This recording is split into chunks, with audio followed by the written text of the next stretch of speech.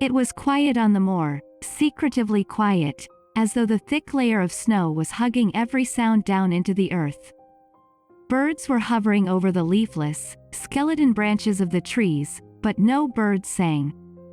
The silence did not bother me, you see. I like quiet, I like to get away from people. I am a loner and people don't understand this, they don't understand me, but I wish they did. I haven't any friends or a boyfriend and everyone keeps on at me to go out and do something about it. Leave your books for a while, Jackie. My mother always said to me. Then one afternoon, she said to me, Jackie, there's a nice family who has moved in up the road. I know they have a lovely lad who is about your age. Why don't you go along and introduce yourself? Mother's always doing this, trying to matchmake me. Every time a new boy moves into the area, she always wants me to make myself known. I get very tired of it. I do not want a friend or a boyfriend, I just want to be left alone. But I knew Mum would keep on at me until I end up going. Just to keep the peace, I walked out of my house and down the street to where the boy lived, but I just kept on walking until I ended up on the moors, into a nice quiet place where I could think. Where I can be alone with no distractions or people to pester me and keep on at me. I do not like making friends. Every time I have a friend, they either get fed up with me or leave and I never see them again. So, I just tend to keep to myself and do what I want without any bother from other people. It is just the way I am. Anyway, I must have walked for miles, just alone on the moors, walking in the crisp white snow crunching under my feet as I walked. When I saw the girl who looked like she was made of snow in the distance, it was brilliant. Someone had done a really good job on her as she was so lifelike, it was unbelievable. She was even wearing snow clothes. As I walked up to her, I was taken by surprise. It was a shock when the snow girl moved. She turned her head and looked straight at me and made a sound. It sounded like a soft cry echoing through the moors. There were icy tears on her face which froze as soon as they touched her cheeks. They were dripping crystal clear, like icicles. As I approached her, I just walked right past her. You see, I do not like to get involved with the thing that does not concern me. I do not like to give myself the trouble, but as I walked past her, for a moment I felt uneasy and guilty. Maybe she is just feeling unhappy and the unhappiness is private, said a little voice in my head. Yes. Ignore her, keep walking. The voice in my head said, so I just kept on walking. Then I nearly jumped out of my skin when I felt her icy fingers touch the back of my neck. Cold as ice, her hands felt as if she were made of ice. Then she caught my hand tightly, and she was whispering right into my ear. Her breath was so cold, like one of those programs I have seen on TV when they say that if a ghost is around and the air feels icy cold. Just like her breath, and her voice sounded, how can I explain it? Well, it was soft and pleading. Help me please, I need to talk. And then she pointed ahead and over to the left. Over there, remember? Please help me. Her hair had fallen like a white curtain across her face and the afternoon light had begun to fade. I had the feeling that I had seen her somewhere before.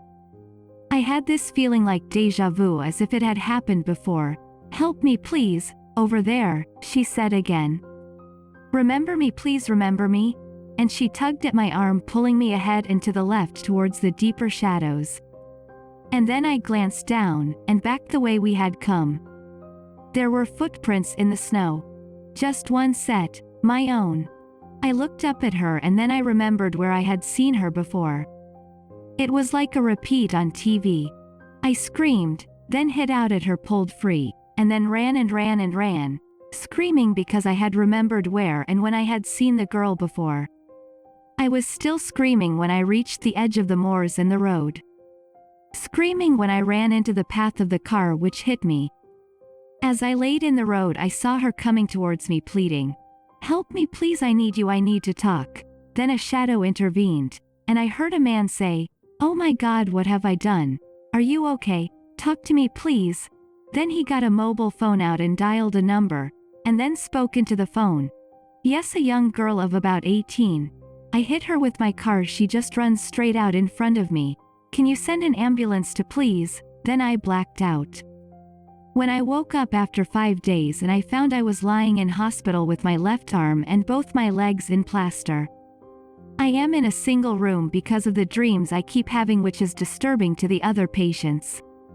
They make me scream out and I tend to kick, and the doctors have had to restrain me, so they moved here in this room away from everyone else to try and calm me down.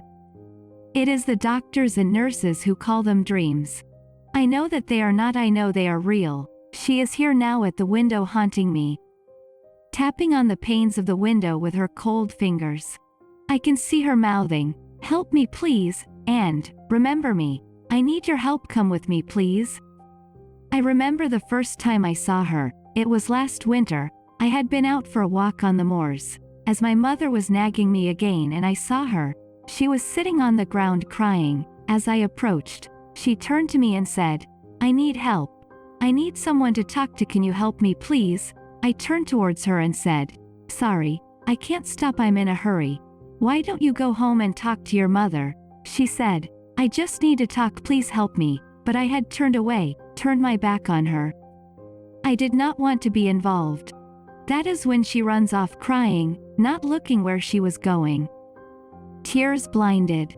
I suppose that is why she did not notice that suspiciously bright stretch of green grass.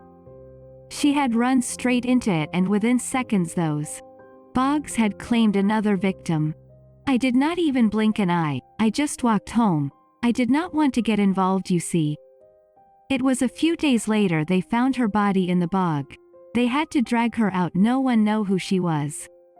She is still out there, tapping, mouthing, "Help me please, I need someone to talk to." And the anger on her face is showing, stronger and stronger than ever before. The accusation. She only wanted a few comforting words, that winter day, but my right arm will not move, and she is getting closer. It's numb because of the break. I cannot reach the bell by my bed for the nurse to come. She is next to my bed. She reaches out and touches me. My arm is turning to ice. And the girl made of snow is so close that the whole of my body is turning to ice that I cannot even scream. I am alone and helpless. Slowly I feel my life slipping away from me. Then the next moment I am standing next to my bed and looking down, and all I can see is my frozen body and the showgirl next to me. She turns to me and takes my hand, and we walk over to the window and out onto the moors. She said, "I just wanted someone to talk to, and you can listen to me forever." And slowly we walked through the wall and out, gliding into bright light as the sun, and we were gone.